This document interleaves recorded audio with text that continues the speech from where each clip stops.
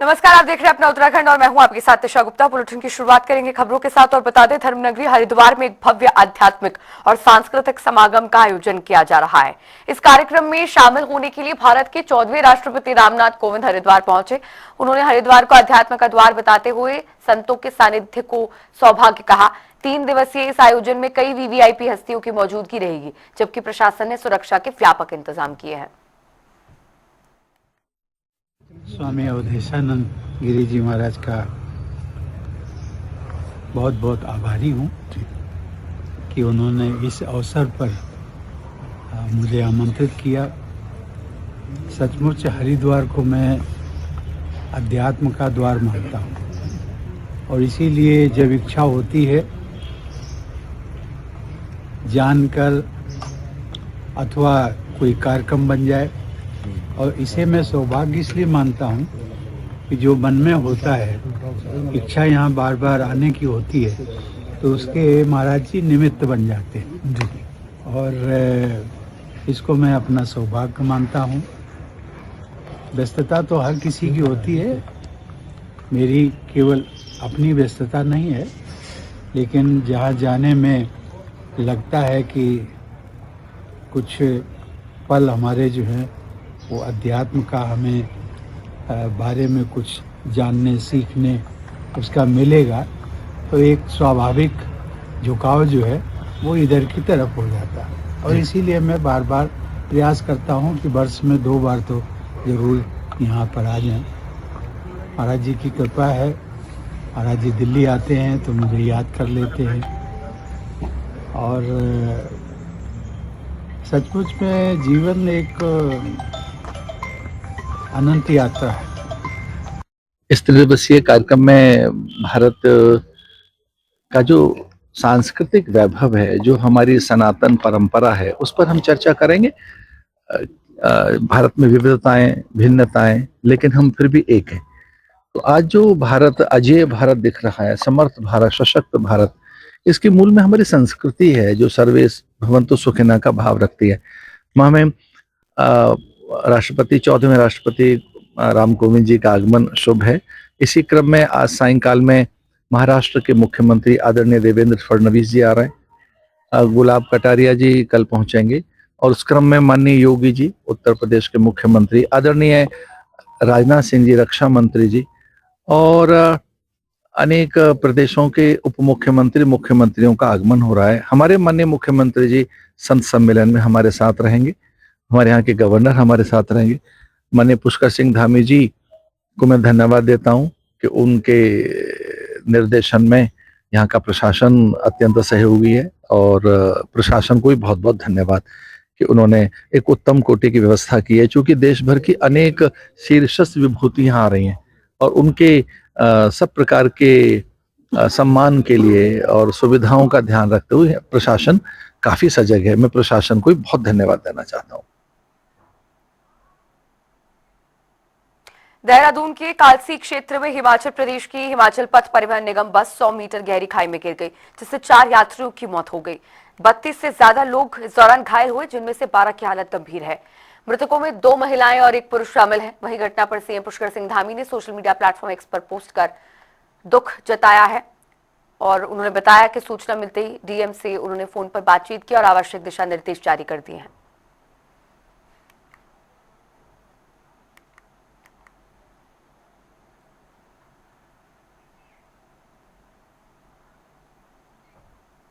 तो वहीं इस बस दुर्घटना के बाद एसडीआरएफ ने त्वरित रेस्क्यू अभियान चलाया। घायलों को प्राथमिक उपचार के बाद उप जिला अस्पताल विकासनगर रेफर किया गया। बेहतर इलाज के लिए दून अस्पताल में सीएमओ के निर्देश पर इमरजेंसी वार्ड तैयार किया गया है, जहां 10 बेड आरक्षित रखे गए हैं। मुख्यमंत्री पुष्कर सिंह धामी के निर्देश पर जिला प्रशासन पूरे मामले पर लगातार नजर बनाए हुए है।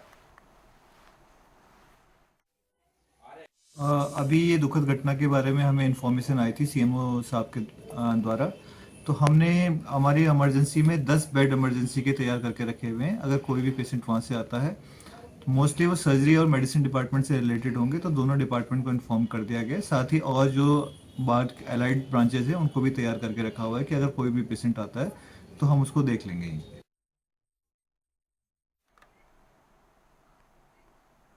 देहरादून के लोक भवन में आयोजित गणतंत्र दिवस परेड में उत्कृष्ट प्रदर्शन करने वाले एनसीसी कैडेटों के सम्मान समारोह में राज्यपाल लेफ्टिनेंट जनरल गुरमीत सिंह शामिल हुए। इस अवसर पर राज्यपाल ने कैडेट्स के अनुशासन, समर्पण और राष्ट्रभक्ति की सराहना करते हुए उन्हें सम्मानित किया। समारोह में गणतंत्र दिवस परेड की झलकियां भी प्रस्तुत की गई, जिससे कैडेटों का उत्साह और बढ़ा।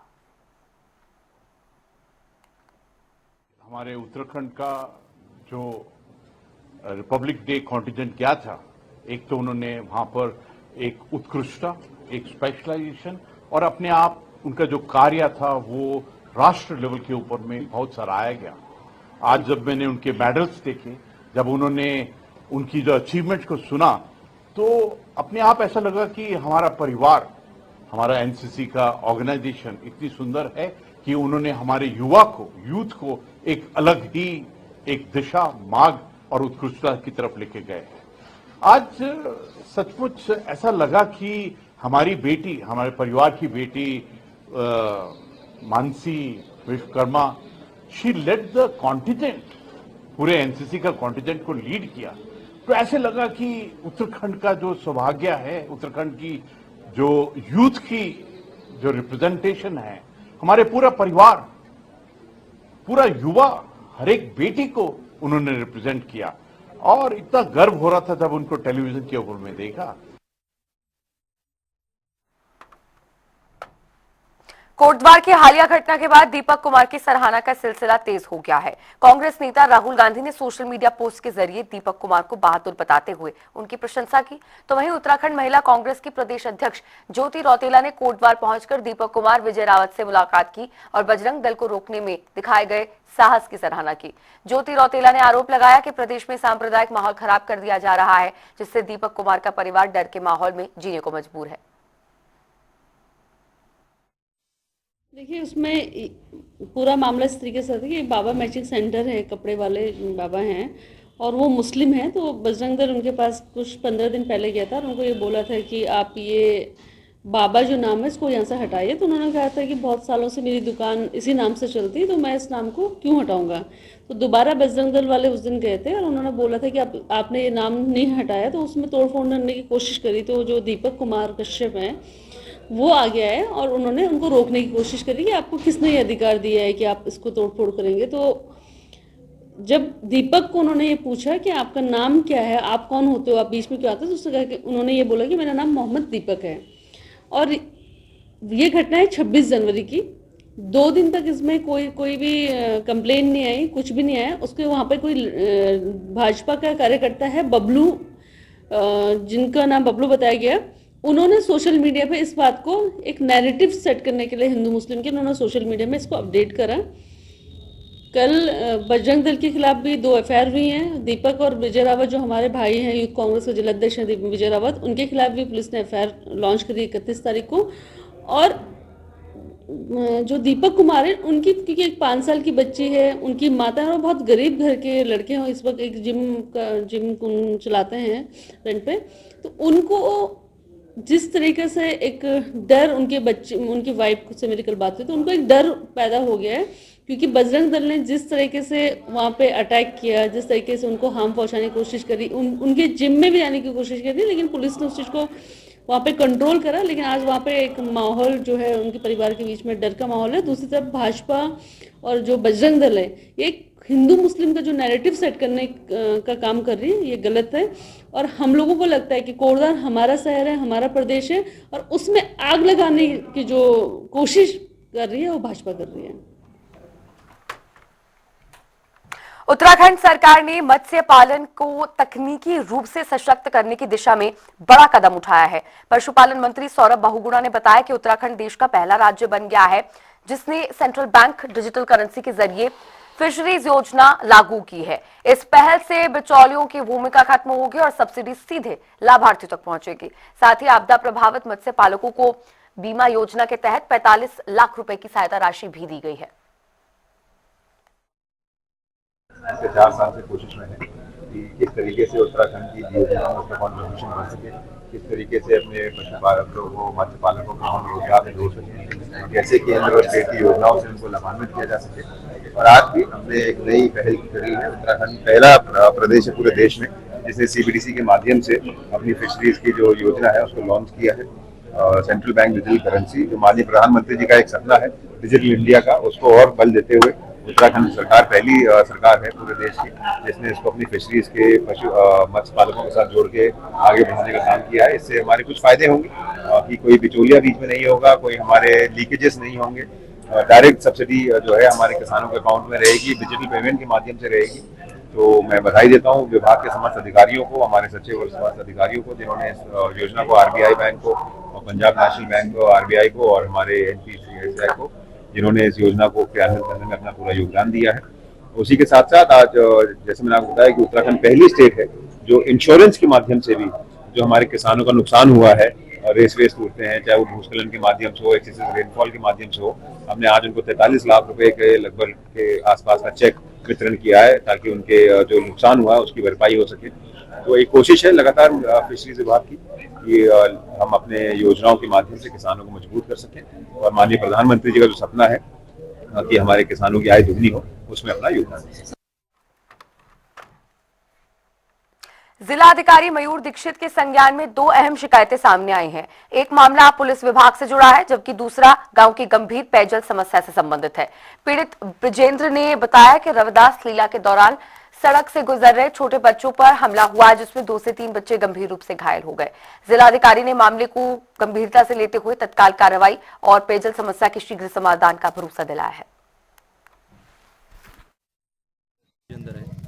और मैं क्या नाम यहाँ पे आया था SSP ऑफिस पे और DM साहब के साथ मिलने के लिए आए। कुछ हमारे बड़े छोटे लोग भी आ रखे हैं यहाँ पे। तो रविदास लीला हमारे गांव में चल रही थी जी, तो वहाँ से कुछ बच्चे छोटे छोटे बच्चे आ रहे थे। तो SC समाज के लोगों ने 2-4 लड़के थे वहाँ इकट्ठा होके, तो हमारे 2-3 बच्चे पीट दिए पाल समाज के जी। तो उसमें गहरी चोट आई, उसका दांत भी टूट रखा है और क्या नाम एक हड्डी भी टूट रखी है जी, और सिर में भी गहराई चोट है। तो प्रशासन के पास गया, भगवानपुर थाने गए, तो वहाँ से कुछ कार्रवाई नहीं हुई जी। तो जैसा वहाँ गए उन्होंने कुछ मतलब उसी तरीके से कुछ धाराओं में लिखा गया, जैसे कि चोट आई गई थी उस धारा में लिखा नहीं गया।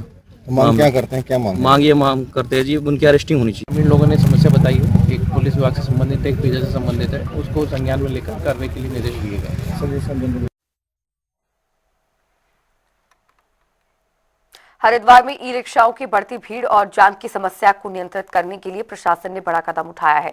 ई रिक्शाओं के लिए रूट तय किए गए हैं और रिक्शा और चालकों का वेरिफिकेशन कर QR कोड लगाया जाएगा। रोशनाबाद स्थित ARTO कार्यालय में DM ने इस अभियान की शुरुआत की। QR कोड से रिक्शा और चालक की पूरी जानकारी मिलेगी और नियमों के उल्लंघन पर रोक लगेगी। सुरक्षा समिति में जिलाधिकारी महोदय की अध्यक्षता में जो बैठक हुई थी, उसमें निर्णय लिया गया था कि जो शहर में 12,000 से अधिक ई रिक्शा रजिस्टर्ड हैं उनके ऊपर किसी तरह का रेगुलेशन किया जाए। तो उसमें निर्णय लिया गया कि SOP बनाई गई कि सभी ई रिक्शा जो वाहन मालिक और चालक हैं उनका सत्यापन होगा, पुलिस सत्यापन किया जाएगा और उसके बाद वाहनों का फिजिकल वेरिफिकेशन होगा। उसके बाद जो वाहनों को एक ID कार्ड और एक स्टिकर मिलेगा और वो स्टिकर जो होगा वो वाहनों पर चस्पा होगा, उसमें उनके रूट भी निर्धारित होंगे और जब हम वो उसमें जो स्टिकर है उनमें QR कोड भी लगे हुए हैं। उन QR कोड्स को जब हम स्कैन करेंगे तो उनके रूट्स वगैरह और सारी डिटेल जो है वो हमें पता चल जाएगी। इसी तरह से जो ड्राइवर्स को ID कार्ड मिलेगा उनमें भी QR कोड लगा हुआ है, उससे हमें ड्राइवर की सारी डिटेल्स पता चल जाएगी। इससे जो है कि हमारे सिर्फ जो जिनका कोई क्रिमिनल बैकग्राउंड नहीं है सिर्फ वही लोग ही जितने भी ई रिक्शा हमारे चल रहे हैं हरिद्वार में उनका प्रॉपर पुलिस वेरिफिकेशन किया जाएगा, ड्राइवर्स का और साथ ही ओनर्स, और साथ ही जितने भी ई रिक्शा हैं उनका रूट डिसाइड किया जाएगा। इस क्रम में विभिन्न हमने रूट्स डिफाइन किए हैं, उन्हीं रूट्स पर जो संबंधित ई रिक्शा है उसको चलाया जाएगा। ई रिक्शा के ऊपर एक स्टिकर भी लगाया जा रहा है जिस पर QR कोड है और उससे स्कैन करके उस ई रिक्शा की सारी डिटेल्स, ओनर की डिटेल्स पता ही लगा जा सकती है। साथ ही जो ई रिक्शा ड्राइवर होंगे उनको भी ID कार्ड इशू किए जा रहे हैं, उस पर भी स्कैन करके वो सारी डिटेल्स देख सकते हैं कोई भी। और साथ ही जो डिफरेंट यूनियंस हैं ई रिक्शा की उनके साथ भी वार्ता की जा रही है कि किस तरह से हम लोग ई रिक्शा का संचालन जनपद में करें ताकि ट्रैफिक कंजेशन, पार्किंग आदि की। हम भी चाहते हैं कि इस तरीके के जो है सत्यापन होने चाहिए, क्योंकि कल को बाहर से आने वाला जो गाड़ी चलाता है तो उसका क्रिमिनल रिकॉर्ड कैसा है, पीछे से कोई क्रिमिनल रिकॉर्ड तो नहीं है या इस तरीके की कोई ऐसी गतिविधियों में तो लिप्त नहीं है। तो जो प्रशासन सत्यापन करवा रहा है, चाहे वो पुलिस प्रशासन के द्वारा हो रहा है या ITO साहब के द्वारा हो रहा है, ये बहुत सही है और सभी बैटरी वालों को इसमें सहयोग करना चाहिए। कोटद्वार नाम बदलने को लेकर उठा विवाद अब सियासी रूप ले चुका है। विपक्ष और भीम आर्मी खुलकर मोहम्मद दीपक के समर्थन में सामने आ गए हैं। इसी क्रम में हरिद्वार से कोटद्वार कूच कर रहे भीम आर्मी कार्यकर्ताओं को पुलिस ने चंडी चौक पर रोक लिया। कानून व्यवस्था की आशंका भंग करने के चलते पुलिस अलर्ट मोड में रही और शांति बनाए रखने के लिए एहतियाती कदम उठाए।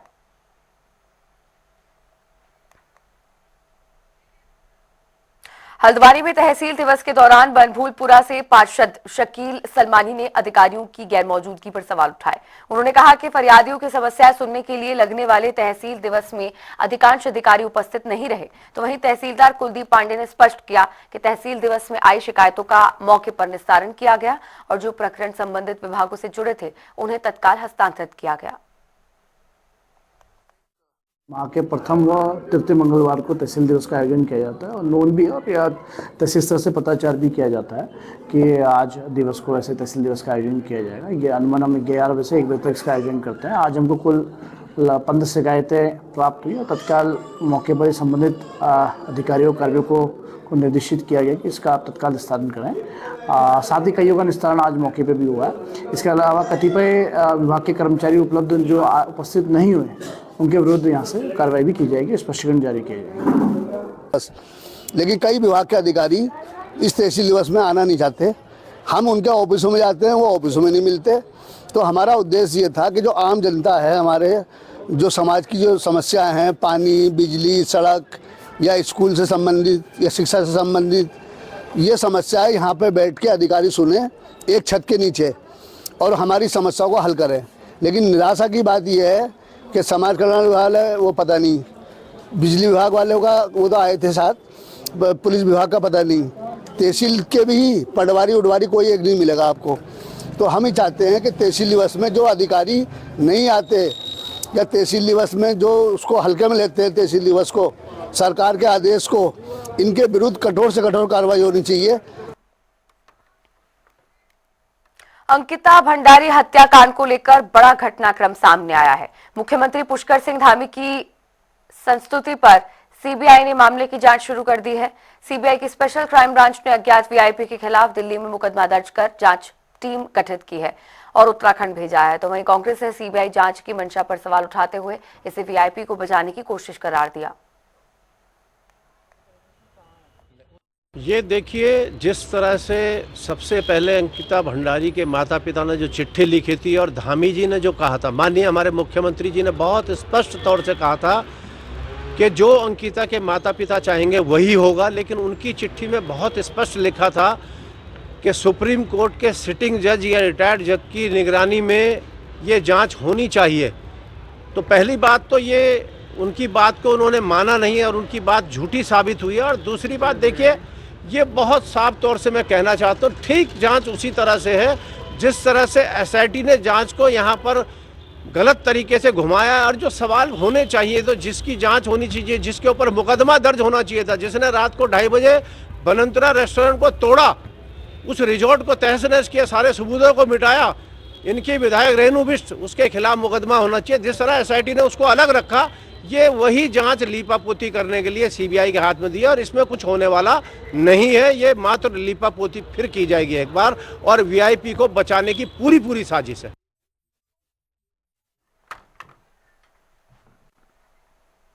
जिलाधिकारी सविन बंसल के निर्देश पर कलेक्ट्रेट परिसर में जनता दरबार का आयोजन किया गया। अपर जिलाधिकारी के मिश्रा की अध्यक्षता में आयोजित दरबार में भूमि विवाद, अतिक्रमण, मारपीट, भरण पोषण, आपदा सहायता सहित कई विषयों से जुड़ी 190 शिकायतें दर्ज की गई। अधिकांश शिकायतों का मौके पर ही समाधान किया गया, जबकि शेष मामलों को संबंधित विभागों को भेजकर त्वरित और विधि सम्मति कार्रवाई के निर्देश दिए गए।